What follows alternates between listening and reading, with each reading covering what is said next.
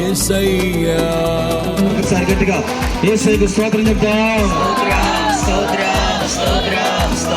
ఈ మందిరపు ప్రారంభ పని నుంచి దేవుడు స్టాప్ అయ్యి ఇందులో మనం ఆయన సన్నిధిని అనుభవిస్తూ ఆయన ఆరాధిస్తూ ప్రవేశించేంత వరకు సమస్త ఆటంకాలను ప్రభు తొలగించి సమాధాన పరుస్తున్న దేవునికి స్తోత్రం చెప్తాం. మునుపటి కంటే అధికమైన మహిమను ప్రభు ఈ మందిరం మీద కుమ్మరిస్తున్న దేవునికి స్తోత్రం చెప్తాం. బలము చేతను కాక శక్తి చేతను కాక తన ఆత్మ చేత దేవుడు ఈ మందిరపు పనిని కార్యక్రమాన్నిటి జరిగిస్తున్న దేవునికి స్తోత్రం చెప్తాం. ఈ మందిర నిర్మాణ విషయంలో సహకారులుగా ఉంటున్నాం పెద్దలు, అలాగే స్త్రీలు, పురుషులు, యవనస్తులు, తండ్రి పిల్లలందరినీ ప్రభు ఆశీర్వదించి జీవిస్తున్నందుకై స్తోత్రం చెప్తాం.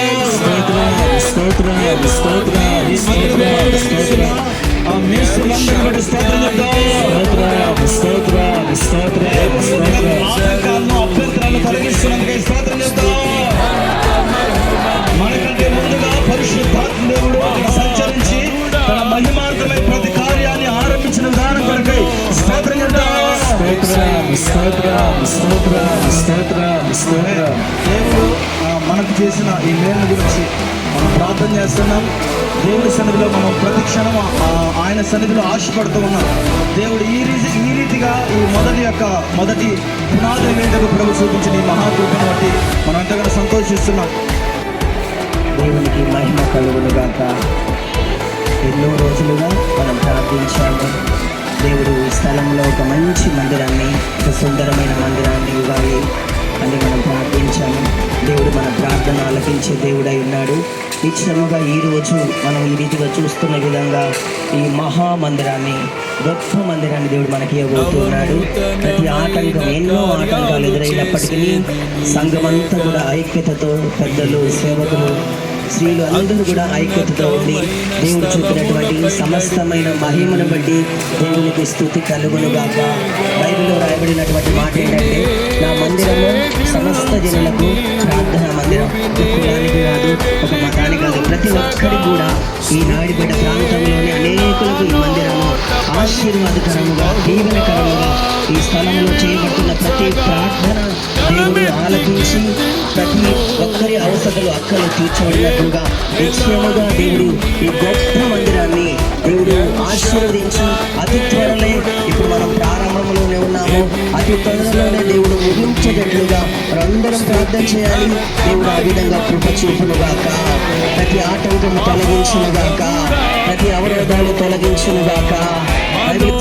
ప్రార్థించిన రీతిగా ప్రభు కృప చూపి ఈరోజు మన కళ్ళ ఎదుట ఇక మంది నిర్మాణం చూస్తున్నారు. ఈ పరిచయం కూడా దేవజంలో ఎలీషా అయ్యగారు ప్రారంభించిన నాటి నుండి కూడా నేటి వరకు ప్రభువు మనకు తోడై, సంఘానికి తోడై, ఎన్నో ఆటంకాలు, ఎన్నో అభ్యంతరాలు ఉన్నప్పటికీ దేవుని యొక్క కృప చేత ఈ పని జరుగుతుందని మీరు గమనించాలి.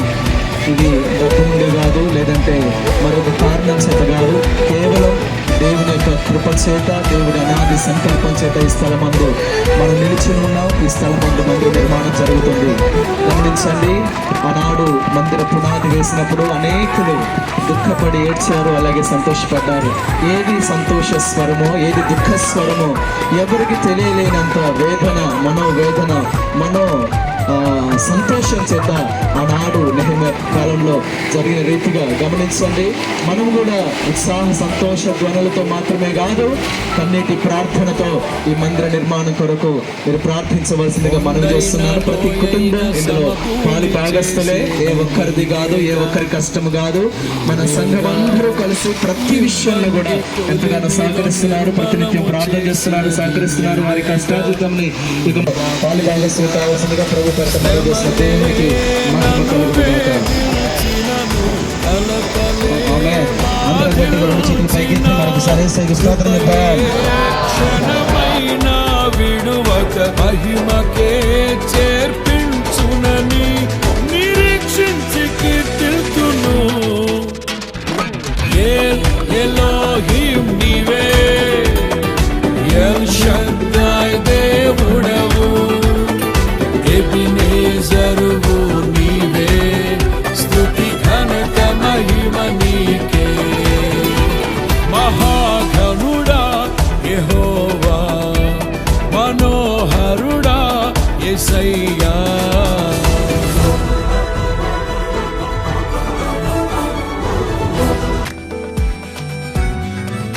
ఐశ్వర్య ఘనతలు దయచేయువాడవు నీవేగా నీవేగా. నీ మందిరములోని మేలులతో నింపేది నీవేగా నా దేవా. నీవే భూమ్యాకాశములు పట్టజాలని దేవుడవు. నీవే సమాధాన ప్రభువై ఏలే మహారాజువు. నీ కీర్తి కీర్తింతును. ఎలోహిం నీవే, ఎల్ షద్దాయ్ దేవుడవు. ఎబినేజరువు నీవే, స్తుతి ఘనత మహిమ నీకే. మహాఘనుడా యెహోవా, మనోహరుడా యేసయ్యా.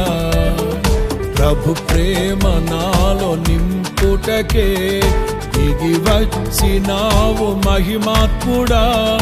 నిత్యమై జీవించువాడవు, కీర్తించి మహిమ పరతును, స్తుతించి